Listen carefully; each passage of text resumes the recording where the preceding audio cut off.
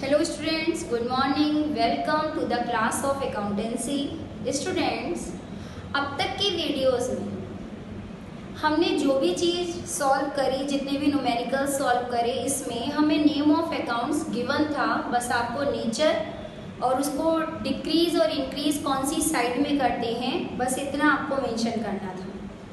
Now आज की video में हम लेकर आए हैं कंप्लीट आपके सामने बिजनेस ट्रांजैक्शंस दे रखी हैं और उन बिजनेस ट्रांजैक्शंस के बेस पर हमें एनालाइज करना है कि पहले नेम ऑफ अकाउंट्स कौन से आए, डेबिट होगा क्रेडिट होगा, उसका क्या रीज़न आपको लिखना है। ठीक है, तो क्वेश्चन नंबर 6 हम स्टार्ट करते हैं। क्वेश्चन नंबर 6 में एनालिसिस ऑफ ट्रांजैक्शंस हम करेंगे। Analysis of transactions. Okay students, अभी हमें किस तरीके से करना है, तो यहाँ पर फर्स्ट कॉलम तो बनेगा हमारा बिजनेस ट्रांजैक्शंस का, सेकंड कॉलम अकाउंट्स इन्वॉल्व। कौन कौन से अकाउंट्स इन्वॉल्व हैं, उनका नेचर आपको लिखना है, फिर nature of accounts. Then how affected भी हम लिखेंगे, ये नेचर ऑफ अकाउंट इंक्रीज हुआ डिक्रीज हुआ। Okay, then debit and credit करेंगे। So let start our question number 6। Number 1, Manu started business with cash. तो बिजनेस ट्रांजेक्शन क्या हो गई, स्टार्टेड बिजनेस। सबसे पहले अकाउंट्स इन्वॉल्व में क्या चीज, कौन से अकाउंट्स आएंगे, एक आया हमारा कैश अकाउंट और दूसरा आया हमारा capital account. Okay students, cash का नेचर लिख दीजिए, कैपिटल का नेचर लिख दीजिए। कैश क्या हो रहा है, कैश किसका पार्ट है, assets account. And capital owners equity account और कैपिटल अकाउंट। अब आप लिखेंगे हाउ अफेक्टेड, कैसे अफेक्ट करा, तो कैश बिजनेस स्टार्ट करने पर इंक्रीज होता है या डिक्रीज होता है। ऑब्वियस सी बात है भाई, बिजनेस तो कह रहा है उसके पास कैश आया, तो कैश क्या हो गया, इंक्रीज हो गया। एंड कैपिटल क्या हो जाती है बिजनेस स्टार्ट करने से, इंक्रीज। ओके, कितने रुपए से, हमने 1 लाख रुपीज से अपना बिजनेस स्टार्ट करा, तो एसेट से इंक्रीज होती है, कहाँ पे रिकॉर्ड करती है, डेबिट साइड में। और कैपिटल इंक्रीज होती है तो कहाँ पर रिकॉर्ड करते हैं, क्रेडिट साइड में। Okay, in this way we will solve our transactions. Number 2 transaction है purchased furniture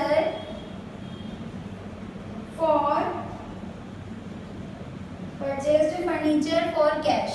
Okay, अब यहाँ पर पहले हम लिखेंगे अकाउंट्स इन्वॉल्व। तो एक तरफ हमारा फर्नीचर अकाउंट और दूसरी तरफ हमारा कैश अकाउंट। फर्नीचर का नेचर क्या है, एसेट्स अकाउंट का नेचर है। एंड कैश भी हमारा किस में आता है, एसेट्स अकाउंट में आता है। अब स्टूडेंट्स हाउ अफेक्टेड में लिखेंगे, फर्नीचर खरीद के लाए तो फर्नीचर क्या हुआ, इंक्रीज हुआ या डिक्रीज हुआ, फर्नीचर इंक्रीज हो गया, इंक्रीज। ओके, और कैश क्या हो गया, जब आप फर्नीचर खरीद के लेकर आए तो कैश हमारे पास से चला गया, कैश क्या हो गया, डिक्रीज हो गया।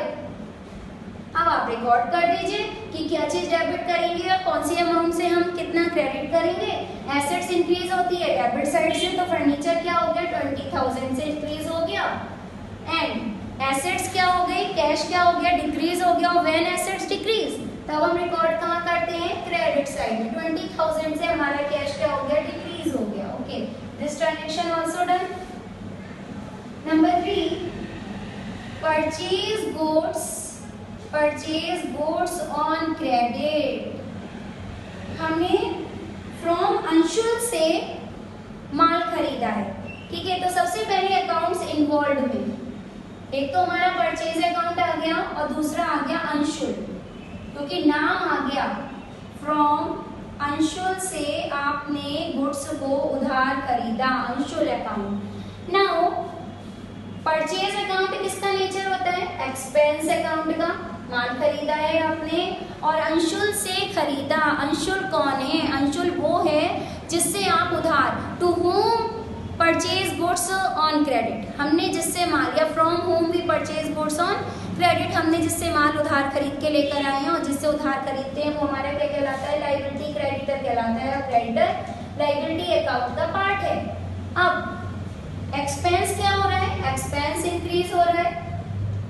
और अंशुल माल खरीद के लेकर आए, अभी पेमेंट नहीं किया है, तो क्रेडिटर का अकाउंट भी क्या हो जाएगा, इंक्रीज हो जाएगा। हाउ अफेक्टेड में हमने लिख दिया इंक्रीज। अब आप डेबिट और क्रेडिट बताएंगे। जब एक्सपेंस इंक्रीज होता है तब हम कहाँ रिकॉर्ड करते हैं, डेबिट साइड में 6000 रुपीज से, और लायबिलिटी इंक्रीज होती है क्रेडिट साइड से सेम वे 6000 रुपीज से। After that transaction number 4, paid to his creditor, हमने अपने क्रेडिटर को अमाउंट पेड कर दी, paid to his creditor. Okay, Anshul को अब रुपीस पेड कर दिए। एक तरफ तो आ गया हमारा क्रेडिटर अंशुल और दूसरी तरफ हमने कैश पेड कर दिया। तो अंशुल कौन है, क्रेडिटर को पेड करा तो लायबिलिटी अकाउंट, और कैश पेड करा तो कैश हमारा क्या है, assets account. And students, Anshul से जब खरीदा था तो अंशुल का अकाउंट इंक्रीज हुआ, क्रेडिटर इंक्रीज हो गए। अभी आप माल किसी से उधार खरीद के लाओ तो उसका अकाउंट क्या कर दोगे कि भाई अभी उसे रुपए देने बाकी हैं, अभी दिया नहीं है, तो हमारी लायबिलिटी क्या हो जाती है, उधार खरीदने से इंक्रीज हो जाती है। लेकिन जैसे जैसे उसको पेमेंट करते जाएंगे तो उसका अकाउंट क्या होता जाएगा, कम होता जाएगा। तो यहाँ पर अंशुल का अकाउंट क्या हो गया, डिक्रीज हो गया। एंड कैश भी दे दिया तो कैश पेड करने से क्या हो गया, डिक्रीज हो गया। एसेट्स भी क्या हो गए, डिक्रीज हो गए। नाउ स्टूडेंट, 2000 रुपीज का पेमेंट कर दिया हमने अंशुल को, तो लायबिलिटी डिक्रीज होती है कौन सी साइड से, डेबिट साइड से, और एसेट्स डिक्रीज हो जाती है कौन सी साइड से, क्रेडिट साइड से। बस आपको इन दोनों पॉइंट्स को देखना है बहुत अच्छे से। लायबिलिटी डिक्रीज है तो डेबिट में रिकॉर्ड कर दीजिए, एसेट डिक्रीज है तो उसको क्रेडिट में रिकॉर्ड कर दीजिए, कोई ज्यादा कंफ्यूज होने की नीड नहीं है। ट्रांजैक्शन नंबर 5 में पेड सैलरी, पेड सैलरी, एक तरफ आया हमारा सैलरी अकाउंट और दूसरी तरफ आ गया हमारा पेड करने से कैश अकाउंट। सैलरी किसका पार्ट है, सैलरी एक्सपेंस अकाउंट का पार्ट है, और कैश किसका पार्ट है, कैश हमारी एसेट्स का पार्ट है। एक्सपेंस, अगेन एक्सपेंस क्या हो रहा है, एक्सपेंस इंक्रीज हो रहा है। हाउ अफेक्टेड में इंक्रीज हो रहा है, और एसेट्स क्या हो रही है, कैश पेड करने से कैश क्या हो रहा है, डिक्रीज हो रहा है। ओके, नाउ आपको डेबिट क्रेडिट में रिकॉर्ड करना है। और एक्सपेंस इंक्रीज होता है कौन सी साइड से, हमने कितने का, 1000 का, तो डेबिट साइड से इंक्रीज होता है। और एसेट्स डिक्रीज कौन सी साइड से होती है, क्रेडिट साइड से डिक्रीज हो जाती है। Now students, next transaction is paid rent. Business transaction हमारी भी 2 रह गई है। और पेड रेंट में सबसे पहले हम लिखेंगे कौन से अकाउंट्स इन्वॉल्व होते हैं। Transaction number 6, paid rent. Okay, तो नंबर 1 हमारा रेंट अकाउंट आएगा, दूसरा क्या आएगा, क्या चीज पेड करी, कैश पेड किया तो कैश अकाउंट। रेंट किसका पार्ट है, एक्सपेंस अकाउंट का, और कैश किसका पार्ट है, कैश हमारी एसेट्स अकाउंट का। एक्सपेंस क्या हो रहा है, एक्सपेंस हमारा इंक्रीज हो रहा है, और एसेट्स कैश पेड करने से क्या हो रहा है, डिक्रीज हो रहा है। और जब एक्सपेंस इंक्रीज होता है डेबिट साइड से और एसेट से डिक्रीज होती है क्रेडिट साइड से 500। ओके, एंड ट्रांजेक्शन नंबर 7 में कह रहे हैं इंटरेस्ट क्या करा, रिसीव्ड इंटरेस्ट। नाउ स्टूडेंट्स, एक तरफ आया हमारे पास कैश अकाउंट इसमें, और दूसरी तरफ आया इंटरेस्ट रिसीव्ड, पूरा लिखते हैं यहाँ पर अकाउंट्स इन्वॉल्व में। Then nature of account, cash का नेचर क्या होता है, एसेट्स का नेचर है, एंड इंटरेस्ट पेड नहीं है, इंटरेस्ट रिसीव्ड। रिसीव्ड करना क्या है, हमारे रिवेन्यूज अकाउंट का पार्ट है, रिवेन्यूज इनकम। ठीक, एसेट से क्या हो रही है, आपने कैश क्या करा, इंटरेस्ट के फॉर्म में रिसीव्ड करा, तो कैश क्या हो गया हमारे पास, इंक्रीज हो गया। एंड रिवेन्यू इनकम भी क्या हो गई, इनकम भी इंक्रीज हो गई। इंक्रीज कितने रुपए से, 200 से। तो जब हमारे पास एसेट्स इंक्रीज होती है डेबिट साइड से, और इनकम हम रिसीव्ड करते हैं या इनकम हम इंक्रीज कर रहे हैं रिसीव्ड करने से, तो इनकम इंक्रीज होती है हमारी क्रेडिट साइड से। ओके स्टूडेंट, इस तरीके से ये क्वेश्चन आपका कंप्लीट हो जाता है और आपने यहाँ पर ट्रांजेक्शन्स को एनालाइज करना सीखा। अब आपको अकाउंट सॉल्व करा हुआ नहीं दे रखा है, कौन कौन सा अकाउंट है, पहले अकाउंट्स आपने खुद बनाए कि कौन सा अकाउंट इसमें इन्वॉल्व हुआ। हर ट्रांजेक्शन में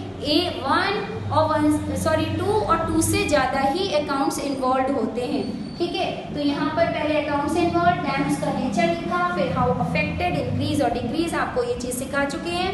देन फिर उसको डेबिट करेंगे या फिर क्रेडिट करेंगे। नाउ स्टूडेंट्स, अब हम स्टार्ट करते हैं कि हम टी शेप अकाउंट्स बनाते किस तरीके से हैं।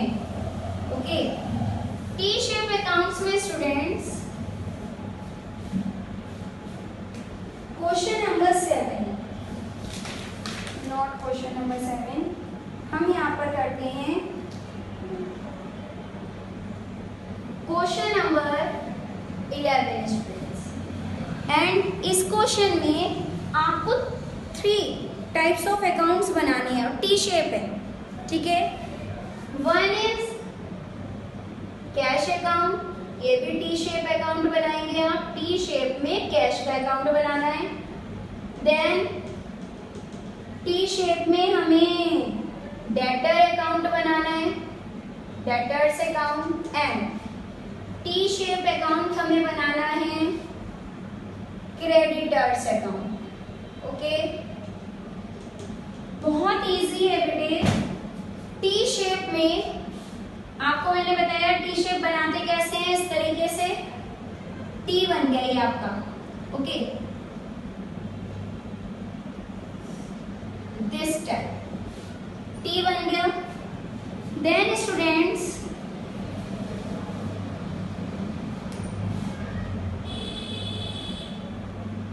ओके, नाउ टी शेप हमें बनाना है डेटर्स अकाउंट के लिए।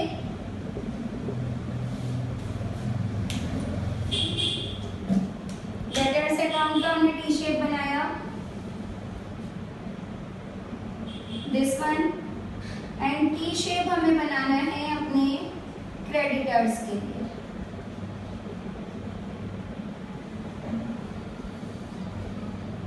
This type.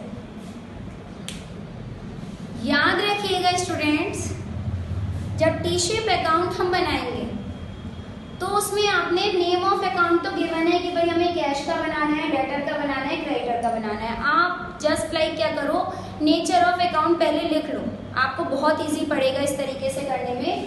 कैश अकाउंट अगर बना रहे हैं तो कैश का नेचर क्या होता है भाई, ये एसेट्स होती है। डेटर का नेचर क्या होता है, डेटर्स क्या होते हैं, एसेट्स होती है। एंड क्रेडिटर का क्या नेचर होता है, क्रेडिटर का नेचर लायबिलिटी का नेचर होता है।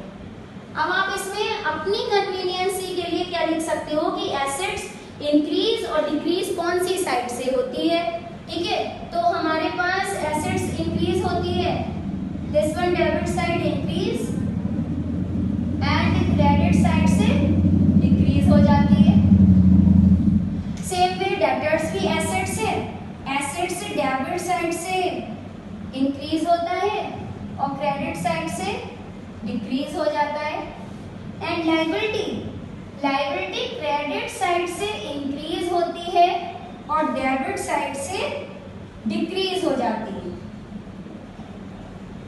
और स्टूडेंट, जब हम टी शेप अकाउंट बनाने के लिए आए हैं तब हमें बैलेंस ऑफ अकाउंट भी बनाना पड़ता है। बैलेंस ऑफ अकाउंट को बनाने के लिए साथ साथ आप क्या करेंगे, यहाँ पर अमाउंट्स के लिए 2 कॉलम बना लेंगे। टी शेप, इसने एक अकाउंट को 2 पार्ट्स में डिवाइड कर दिया, this side for debit left side और राइट साइड किसके लिए, क्रेडिट साइड के लिए। यहाँ पर एक अमाउंट्स के कॉलम आप बना लेंगे अपने पास इस तरीके से। अब आपको नॉर्मली देखना है कि कैश अकाउंट अगर बना रहे हैं तो कैश हमारा कब इंक्रीज होगा और कब डिक्रीज होगा। डेटर्स का अकाउंट बनाएंगे, डेटर्स कब हमारे इंक्रीज होंगे और कब डिक्रीज हो जाएंगे। तो let start our question.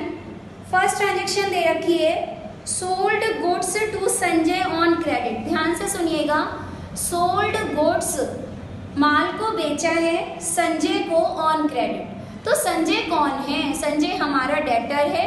To whom we sold goods on credit, जिसको हमने उधार माल बेचा।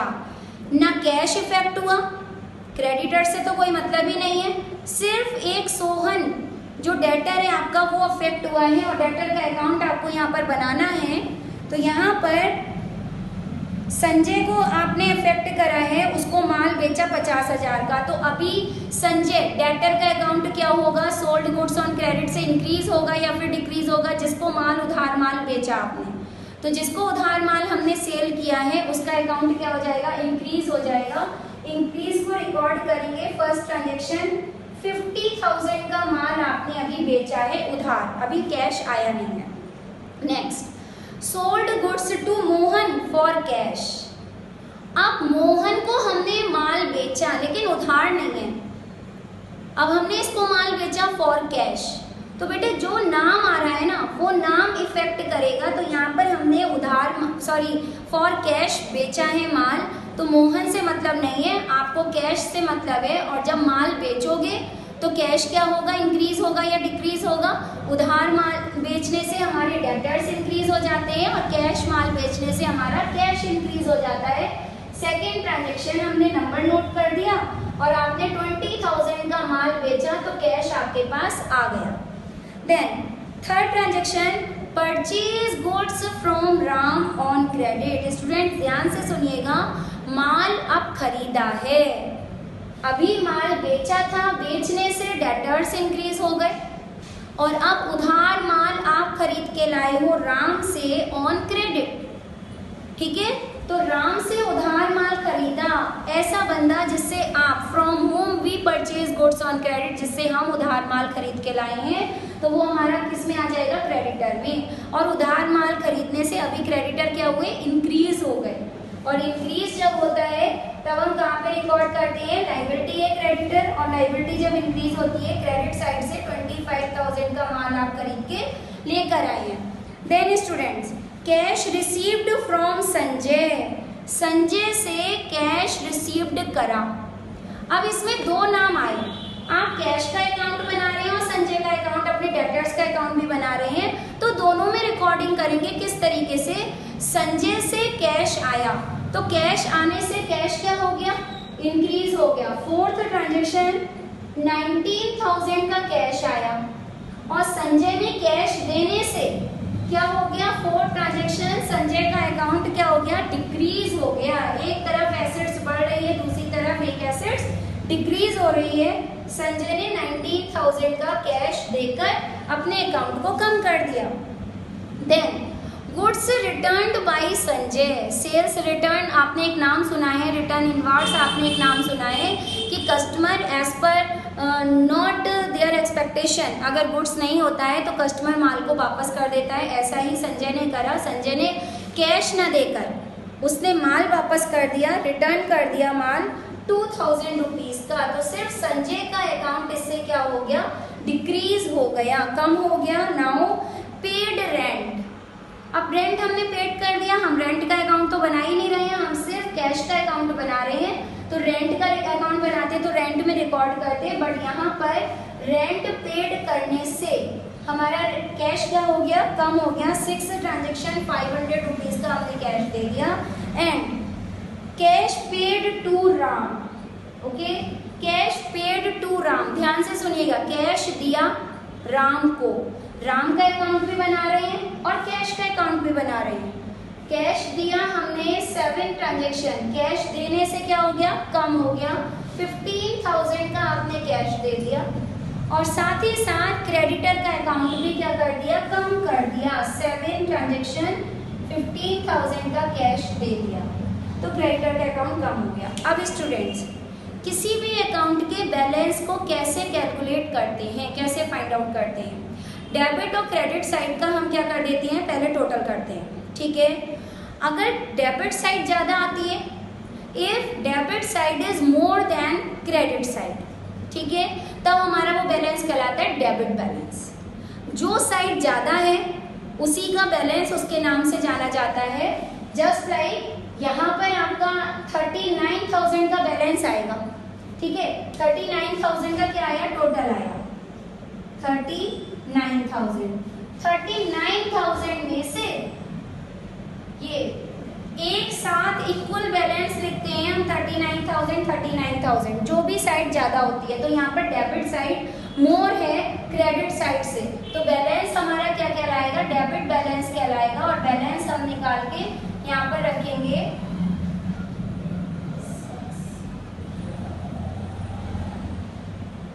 23,500 का हमारे पास बैलेंस बचकर आ जाता है।